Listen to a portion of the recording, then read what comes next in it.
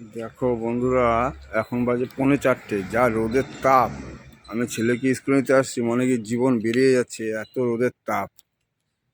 মানে খাখা করছে পুরো, চারদিক খাখা করছে, লু টাইপের 42-43 ডিগ্রি তাপমাত্রা। তাতে অবস্থা খারাপ হয়ে যাচ্ছে। আর বাচ্চাগুলো সারাদিন স্কুল, এখন স্কুল ছুটি দেয়নি, মানে কি বলবো, এদের কোনো কিছু বলার নেই। এই রোদের মধ্যে বাচ্চাগুলোদের 4টা পর্যন্ত স্কুল করায়, তারপর ছুটি দেয়। বাইরে বেরোনো যাচ্ছে না, লু বইছে, তার মধ্যে স্কুলটা হচ্ছে। মানে এত রোদের তাপ সহ্য করা যায় না। আমি গাড়ি নিয়ে আসলাম বাচ্চা ছেলেকে নিতে। আমি ছাওয়াতে দাঁড়িয়ে মানে হাঁপাচ্ছি, এরকম রোদের তাপ। আমি চিন্তা করলাম একটা ভিডিও বানাই। কিছু বলার নেই।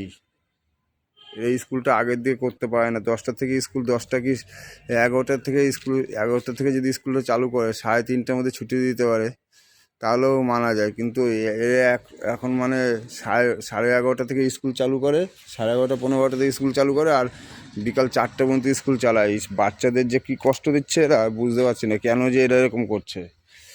মানে বাইরে বেরোনোর পরিস্থিতি নেই। তুমি দেখো কলেজের ছবিটা, দেখো শুধু কীরকম খাখা করছে কলেজটা। রোদের এত তাপ, লু বইছে, লু পুরো বাইরে লু বইছে।